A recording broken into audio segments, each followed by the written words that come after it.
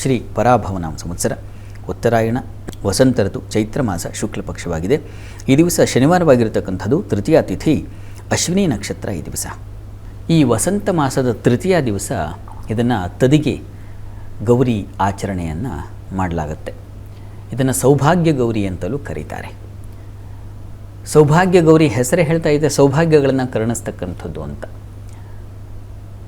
ಗೌರಿಯನ್ನು ಒಂದು ಉಯ್ಯಾಲೆಯ ಮೇಲೆ ಕೂಡಿಸಿ ಒಂದು ಪುಟ್ಟ ಉಯ್ಯಾಲೆಯನ್ನು ಮಾಡೋದು. ಉಯ್ಯಾಲೆ ಅಂತಂದರೆ ದೊಡ್ಡ ಉಯ್ಯಾಲೆ, ಅಲ್ಲಿ ಗೌರಿನ ಕೂಡಿಸೋದು ಅಂತ ಅರ್ಥ ಅಲ್ಲ. ಗೌರಿಗೇನೆ ಉಯ್ಯಾಲೆ ಅಂತ ಮಾಡಿರ್ತಾರೆ. ಮನೆಗಳ ಸಾಮಾನ್ಯವಾಗಿ ಇದನ್ನು ವ್ರತ ಇರತಕ್ಕಂಥವ್ರು ಮಾಡ್ತಾರೆ. ಈ ಶುಕ್ಲ ಪಕ್ಷದ ಅದು ಸಂವತ್ಸರದ ಆದಿಯಾದ ಯಾವುದು ಚೈತ್ರ ಮಾಸ ಇದೆ, ಚೈತ್ರ ಗೌರಿ ಅಂತಲೂ ಇದಕ್ಕೆ ಕರೀತಾರೆ. ಚೈತ್ರ ಮಾಸದ ತೃತೀಯ ದಿವಸ ಬರತಕ್ಕಂಥ ಈ ದಿವಸ ಒಂದು ಪುಟ್ಟ ಉಯ್ಯಾಲೆಯನ್ನು ಮಾಡಿಸಿ ಆ ಉಯ್ಯಾಲೆಯಲ್ಲಿ ಗೌರಿಯನ್ನು ಕೂಡಿಸಿ, ಇನ್ನು ಕೆಲವರು ಕಲಶ ಸ್ಥಾಪನೆ ಮಾಡಿ ಕಲಶಕ್ಕೆ ಪೂಜಾದಿಗಳನ್ನು ನೆರವೇರಿಸಿ, ಹೇಗೆ ನಾವು ಮಂಗಳಗೌರಿಯಲ್ಲೋ ಸ್ವರ್ಣಗೌರಿಯಲ್ಲೋ ಆಚರಣೆ ಇದೆಯೋ ಆ ರೀತಿಯಲ್ಲಿ ಸೌಭಾಗ್ಯ ಗೌರಿಯ ಆಚರಣೆಯನ್ನು ಹಲವು ಬಗೆಗಳಲ್ಲಿ ಆಕೆಯನ್ನು ಆರಾಧಿಸಿ, ಅಂದರೆ ಷೋಡಶೋಪಚಾರ ಪೂಜೆಯನ್ನು ನೆರವೇರಿಸಿ 16 ಉಪಚಾರಗಳು ಅಂತ ಅಲ್ಲಿ ಆವಾಹನೆಯಿಂದ ಹಿಡಿದು ಆಕೆಗೆ ನಾವು ಬಗೆ ಬಗೆಯಲ್ಲಿ ಸಮರ್ಪಣೆ ಮಾಡುವ ಸೇವೆಗಳು.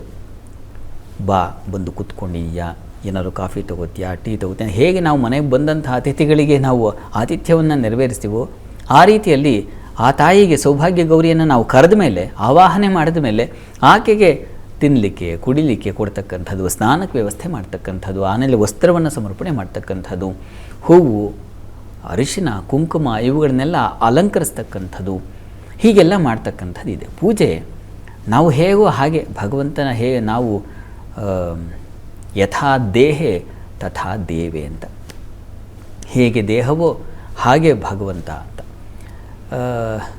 ಈ ರೀತಿಯಲ್ಲಿ ಪೂಜೆಯನ್ನು ನೆರವೇರಿಸಿ ಆನಂತರದಲ್ಲಿ ಉಯ್ಯಾಲೆ ಮೇಲೆ ಕೂಡಿಸಿ ಆಕೆಯನ್ನು ತೂಗತಕ್ಕಂಥದ್ದು ಇದೆ. ಸಾಮಾನ್ಯವಾಗಿ ಇದನ್ನು ಡೋಲೋತ್ಸವ ಅಂತ ಕರೀತಾರೆ. ಇದು ದೇವಾಲಯಗಳಲ್ಲಿ ನಾವು ಹೇಗೆ ವಿಶೇಷ ಉತ್ಸವ ಅಂದರೆ ಪಲ್ಲಕ್ಕಿ ಮೇಲೆ ಹೊತ್ಕೊಂಡು ಹೋಗ್ತಕ್ಕಂಥದ್ದಾಗುತ್ತೆ. ಇಲ್ಲಿ ಮನೆ ಮಟ್ಟಿಗೆ ಉಯ್ಯಾಲೆಯಲ್ಲೇ ತೂಗ್ತಕ್ಕಂಥದ್ದಾಗುತ್ತೆ. ಇದನ್ನು ಸಾಮಾನ್ಯವಾಗಿ ಸಂತಾನಾಪೇಕ್ಷಿಗಳು, ವಿವಾಹವಾಗಿರ್ತಕ್ಕಂಥ ಹೊಸ ದಂಪತಿ ಇದನ್ನು ಮಾಡ್ತಕ್ಕಂಥ ಒಂದು ಪೂಜೆ. ಸೌಭಾಗ್ಯ ಯಾವುದು? ಹೆಣ್ಣಿಗೆ ಸಂತಾನವಾಗಿರುತ್ತೆ. ಈ ಕಾರಣದಿಂದಾಗಿ ಆ ಸೌಭಾಗ್ಯವನ್ನು ಪಡಿತಕ್ಕಂಥ ಯಾವುದಾದ್ರೂ ವಿಶೇಷ ಶಕ್ತಿ ಇದೆ ಅಂತಂದರೆ ಅದು ಈ ಸೌಭಾಗ್ಯ ಗೌರಿ ಅಂತ. ಪ್ರತಿ ವರ್ಷ ಈ ಸೌಭಾಗ್ಯ ಗೌರಿಯನ್ನು ಮನೆಯಲ್ಲಿ ಆಚರಣೆ ಮಾಡಿದ್ರೆ ಮನೆಯೂ ಸಮೃದ್ಧವಾಗಿರುತ್ತೆ. ಸೌಭಾಗ್ಯ ಅನ್ನೋದು ಯಾವುದು ಅಂತ ನಮಗೆ ಗೊತ್ತಾಗೋದಿಲ್ಲ. ನಮಗೆ ಯಾವುದು ಸಂಪತ್ತು, ಯಾವುದು ಸೌಭಾಗ್ಯ, ಯಾವುದು ಹಿತ, ಇದೆಲ್ಲ ಆಕೆಗೆ ಗೊತ್ತಿರುತ್ತೆ. ಈ ಕಾರಣದಿಂದಾಗಿ ಆಕೆಯನ್ನು ನಾವು ಈ ದಿವಸ ಆರಾಧನೆ ಮಾಡಿ ಈ ತೃತೀಯ ದಿವಸ ನಮ್ಮ ಬೇಡಿಕೆಗಳು ಕೋರಿಕೆಗಳು ಸಾಕಷ್ಟು ರಾಶಿ ಪಟ್ಟಿ ಇರಬಹುದು. ಆದರೆ ಯಾವುದು ನನಗೆ ಹಿತ, ಯಾವುದು ನನಗೆ ಯೋಗ್ಯ, ಇದನ್ನು ತಾಯಿ ಕರುಣಿಸು ಅಂತ ಹೇಳಿ ಆಕೆಯಲ್ಲಿ ಪ್ರಾರ್ಥನೆ ಮಾಡ್ಕೊಂಥದ್ದು. ಹೆಣ್ಮಕ್ಳು ಈ ದಿವಸ ಬಹಳ ಮುಖ್ಯವಾಗಿ ಹರಿದ್ರ ಅಂದರೆ ಅರಿಶಿನದಿಂದ ಆಕೆಗೆ ಅಷ್ಟೋತ್ತರ ಸೇವೆ ಮಾಡೋದು. ಕುಂಕುಮಾರ್ಚನೆ ಮಾಡಿರ್ತೀರ ಸಾಮಾನ್ಯವಾಗಿ, ಹರಿದ್ರ ಅಷ್ಟೋತ್ತರ ಮಾಡಿದ್ರೆ ಬಹಳ ಒಳ್ಳೆಯದು. ಗೌರಿಗೆ ಅರಿಶಿನ ಆಕೆಯ ಪ್ರಿಯವಾದ ಅಲಂಕಾರ ವಸ್ತು, ಅಲಂಕಾರ ಸಾಧನ. ಈ ಕಾರಣದಿಂದಾಗಿ ಅರಿಶಿನದಿಂದ ಆಕೆಗೆ ವೀಳ್ಯದೆಲೆಯಲ್ಲಿ ಅರಿಶಿನ ಕುಂಕುಮ ಎರಡೂ ಮಾಡಬಹುದು.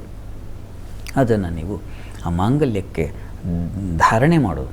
ಆ ಅರಿಶಿನ ಅದು ಪವಿತ್ರವಾದದ್ದು, ಅದು ಅಮ್ಮನವರ ಕೃಪಾದೃಷ್ಟಿಗೆ ಬಿದ್ದಿರತಕ್ಕಂಥ ಹರಿದ್ರ ಅರಿಶಿನವಾಗಿರುತ್ತೆ. ಅದು ವರಪ್ರಸಾದ ರೂಪದಲ್ಲಿರ್ತಕ್ಕಂಥ ಮಂಗಲ ದ್ರವ್ಯವಾಗಿರುತ್ತೆ. ಅಂಥ ಮಂಗಲ ದ್ರವ್ಯವನ್ನು ಹೆಣ್ಣುಮಕ್ಕಳು ಸಾಮಾನ್ಯವಾಗಿ ಅವರು ಏನು ಮಂಗಳಸೂತ್ರವನ್ನು ಕಟ್ಕೊಂಡಿರ್ತಾರೋ ಅಲ್ಲಿ ಧಾರಣೆ ಮಾಡಬೇಕು. ಅದನ್ನು ಅದು ಪವಿತ್ರವಾದದ್ದು, ಅದು ಸೌಭಾಗ್ಯವನ್ನು ಕರುಣಿಸುತ್ತೆ ಅಂತ. ಈಗ ಎಷ್ಟೋ ಜನ ಹೆಣ್ಮಕ್ಕಳಿಗೆ ಇದಿಲ್ಲ, ಈ ದಾರಿದ್ರ್ಯ ಬಂದುಬಿಟ್ಟಿದೆ.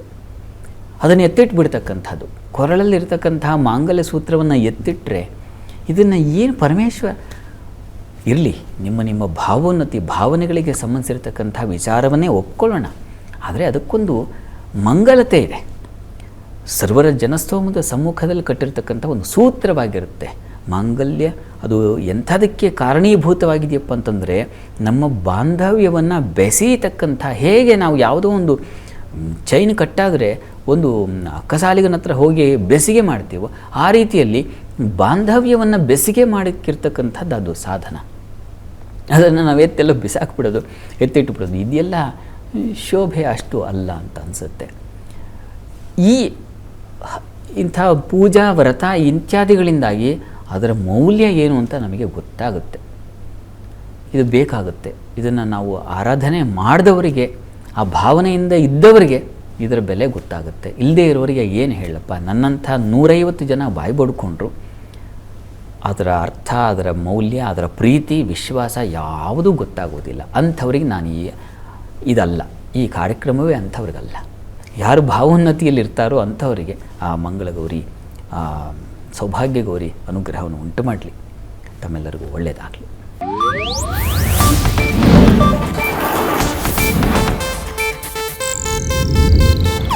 ಇದು ಏಷ್ಯಾನೆಟ್ ನ್ಯೂಸ್ ನೆಟ್ವರ್ಕ್ ಪ್ರಸ್ತುತಿ.